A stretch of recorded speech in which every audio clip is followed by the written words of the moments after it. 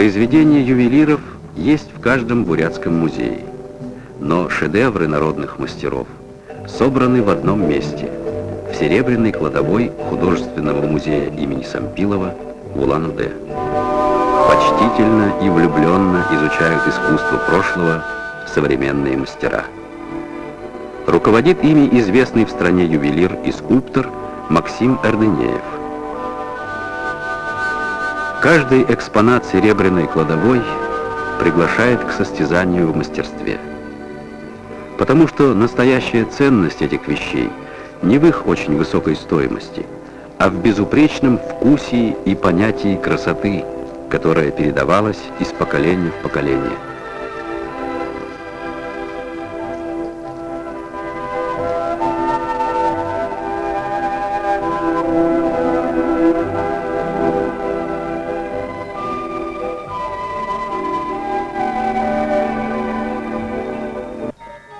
Да, это была счастливая мысль. Использовать ювелирное навершие бурятской шапочки, дензе, в качестве композиционного центра светильников для нового здания Бурятского государственного академического театра драмы имени Намсараева.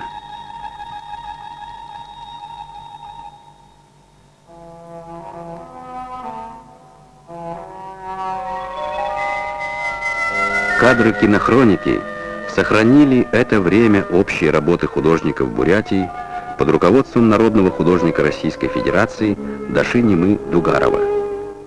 Будущее открытие театра становилось праздником для всего национального искусства. Мастерицы ткали занавес-гобелен. Все богатство узоров бурятской чеканки сверкало в люстрах. Рождался барельеф «Дружба народов» для фронтона здания. Переносилась на стену сложная композиция росписи «На земле ГСР». Впервые художники Бурятии заявили о себе как наследники большой национальной художественной традиции. Впервые они объединили свои силы. Они не просто украшали фасад и интерьеры здания. Они создавали новое сокровище Бурятии.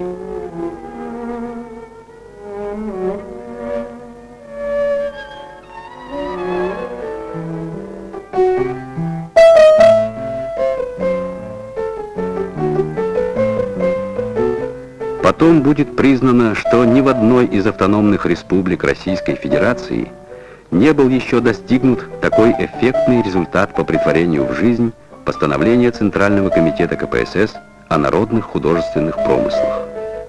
И ведущие художники Бурятии станут лауреатами премии Совета министров СССР в области строительства и архитектуры.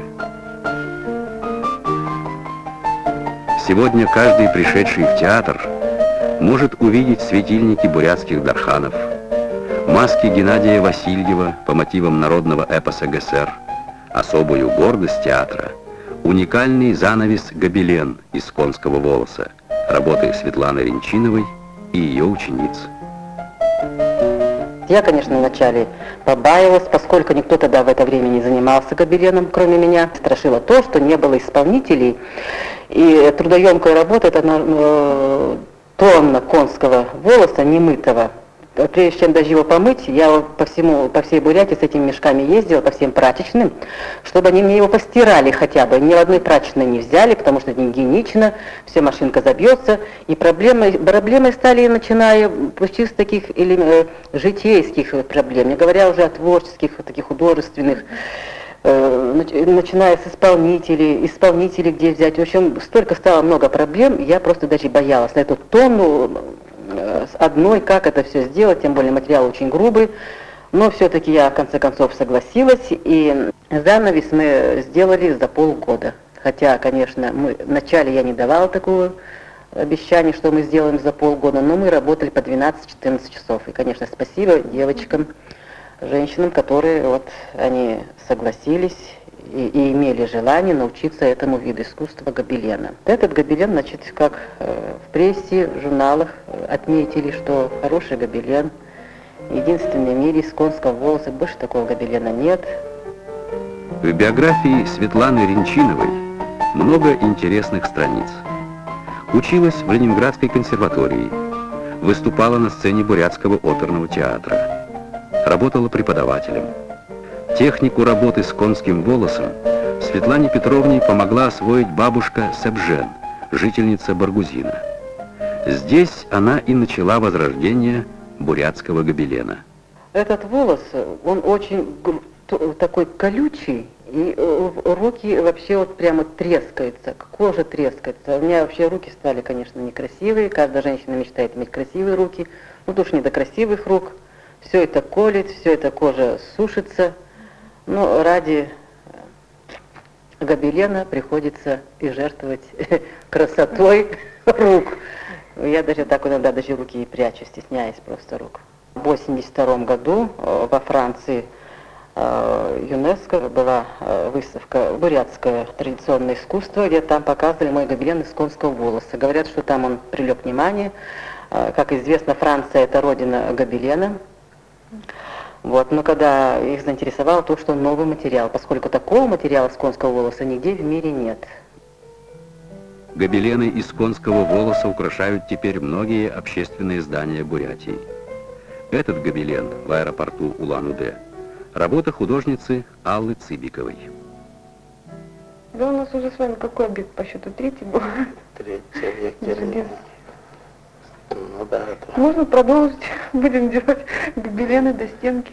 Вот это все то, что мы стремились создать какую-то среду чисто народного, именно современного, через традиции прошлого раскрыть как-то. И вот создали, исполнили, значит, это театр, прошло уже с тех пор 3 года, нас признали, это важное, радостное событие. Вот это эскиз ты тогда подарила, ну-ка ты подпиши его сегодня. Я очень благодарна буду. Наша работа, вот совместной работы вот в театре, пусть у меня будет на память.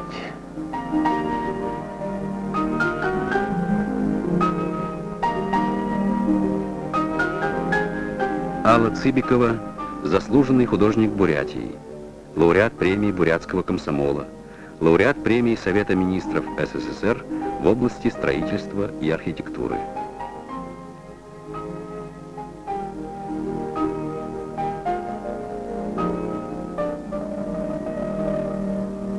«На земле ГСРа» — так назвала свою роспись в театре Алла Цыбикова. Героический эпос, история, фольклор, народные типы и природа Бурятии — все отразилось в этой фреске. Отразилось, переплавленное творческим воображением художницы. Там, где вечное море Манзан, где без смерти шумит океан, где в цветущей долине Морен каждый камень благословен, где раскинулась величаво ранних жаворонков держава, на земле, где родился и рос, у реки, чью испил он воду, богатырь, защитивший свободу, тот, кто счастье народу принес, мир и благо людскому роду, стал ГСР, заступник добра, светлой жизни вкушать веселье. Это радостная пора, продолжается там доселе.